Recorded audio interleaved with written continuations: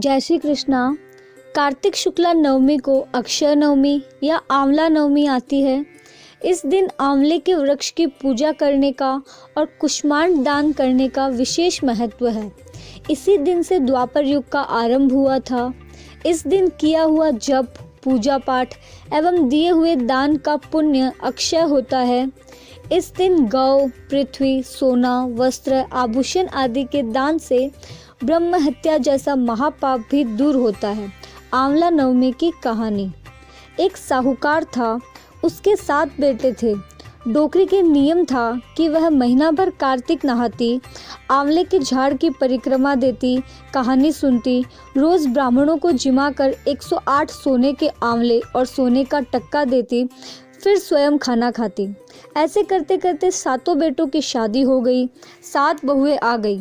6 बहुएं तो कुछ बोलती नहीं, जैसे सासू बोलती वैसे ही करती। 7वें बेटे की बहू आई, वह बोली, सासू जी ऐसे दे देकर तो सारा धन खत्म कर दोगे, हम लोग क्या करेंगे? बच्चों का घर है, सोना बहुत महंगा है, रोज रोज सोना देने से सरेगा नहीं। सासू बोली, मेरे नियम है, मैं आंवले दिए बिना जीमूं नहीं। सासू बिचारी चांदी की आंवले देना शुरू कर दी। बहू बोली, सासू जी रोज रोज चांदी देने से भी सरेगा नहीं, बच्चों का घर है। सासू बिचारी तांबे के, लोहे के, पीतल के आंवले देना शुरू कर दी। बहू बोली, तांबा पीतल भी बहुत महंगा हो गया है, उसका भी पूरेगा नहीं। तब बिचारी सासू बाजार से हरे हरे आंवले मंगाती और ब्राह्मणों को जिमा कर देती। थोड़े दिनों बाद बहू बोली, हरे आंवले भी बहुत महंगे हो गए हैं, वे भी पूरेंगे नहीं। जब डोकरी अपने पति को बोली, अपनी 7वीं बहू अच्छी नहीं आई है, 6 बहुएं तो आज भी कुछ नहीं बोलती, 7वीं आते ही मना करने लगी। पति पत्नी घर छोड़कर चले गए, जंगल में रहने लगे। 1 दिन निकला, 2 दिन निकला, 1 दिन भूखे रहे, 2 दिन भूखे रहे। तीसरे दिन भगवान सपने में आए और बोले, डोकरी सोई है कि जागी है? डोकरी बोली, चिंता में नींद कैसे आएगी, मेरा नियम निभा नहीं। भगवान बोले, डोकरी उठ कर देख, तुम्हारे घर के बाहर आंवले का झाड़ लगा है। डोकरी उठ कर देखी तो हरे हरे आंवले थे। पति को उठाई, पति उठा, नहाया धोया, परिक्रमा दी, 108 आंवले तोड़े, कहानी सुनी, आंवले का खटरस व्यंजन बनाया, नमक मिर्च लगाए, 3 पत्तले पुरसी, खाने बैठे तो डोकरी बोली, यहाँ जंगल में कोई ब्राह्मण नहीं है, अपने को अकेले ही खाना पड़ेगा।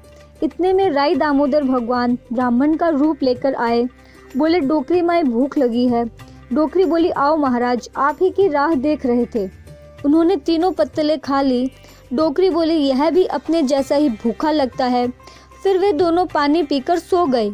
दूसरे दिन देखे तो सोने के आंवले का झाड़ हो गया। पति को उठाई, बोली, भगवान ने अपने जंगल में ही मंगल कर दिया है। पति उठा, नहाया धोया, परिक्रमा दी, 108 आंवले तोड़े। थोड़े से आंवले बाजार में ले जाकर बेचे, उसके लाखों पैसे मिले, जिससे उन्होंने आंवला नगरी बसा ली, व्यापार धंधा, कारखाने खोल लिए। आते उनको दुगुनी मजदूरी देकर नौकरी पे रख लेते। डोकरी वापस अपने नियम धर्म करना शुरू कर दी, वापस सोने के आंवले और सोने का टक्का देने लगी। उसका नियम भगवान निभाए।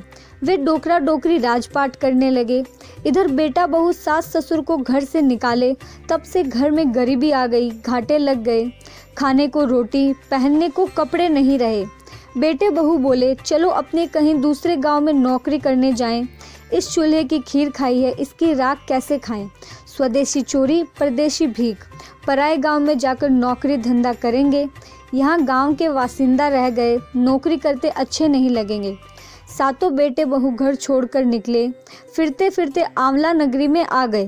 सास ससुर बैठे बैठे पहचान लिए, पर बेटे बहू उन्हें नहीं पहचाने। डोकरी बोली, यह तो मेरा परिवार है। मुनिम गुमास्तों को बोली, उन्हें बुलाकर लाओ। 7 को काम धंधा दिया, कोई को रोकड़िया, कोई को मुनीम, कोई को गुमास्ता रखा।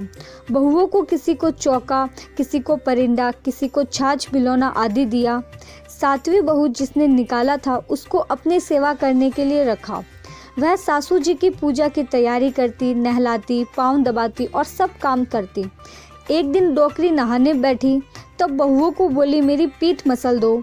तब सब कहने लगी, हम दूसरा काम तो कर देंगे, पर यह काम कौन करेगा? इतने में छोटी बहू बोली, जिसकी खानी रोटियां उसकी दबानी पाटियां, पीठ मसलने में क्या लाज, ऐसा कहकर डोकरी के पास गई। डोकरी की पीठ पर आंवला और सिर पर सोने का केश था। पीठ मसलने लगी तो उसे वह दिख गया। आंवला देखकर बहू की आंखों से आंसू टपके। तब डोकरी बोली, पीठ पर आंसू कैसे पड़े, बाई तुम रोई क्या? तब बहू बोली, मेरी सासू की पीठ पर ऐसा ही आंवला और सोने का केश था, मैंने उनको घर से बाहर निकाल दिया। आपके जैसे ही उनका नियम था, आंवला देते, सोने का टक्का देते, ब्राह्मण जिमाकर खुद खाते। 6 बहुएं तो कुछ बोली नहीं, मैंने आते ही मना कर दिया। आपका आंवला और केश देखकर मुझे मेरे सासू की याद आ गई और आंसू टपके। राम जाने वे कहाँ है। यह सुनकर डोकरी बोली, मैं ही तुम्हारी सास हूँ। तुमने अपना धर्म निभाया, मैंने अपना धर्म निभाया। तुमने हमें घर से बाहर निकाला, मेरा धर्म राई दामोदर भगवान ने निभाया। हुई वह सब बात बहू को बताई। यह सब बात बेटे बहुओं को मालूम पड़ी। सब डोकरी के पांव पड़ गए।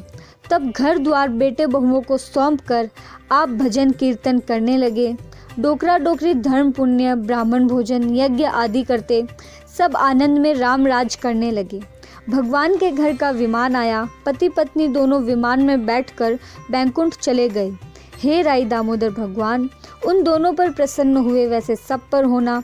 खोटी की खरी, अधूरी की पूरी करना। जय श्री कृष्णा।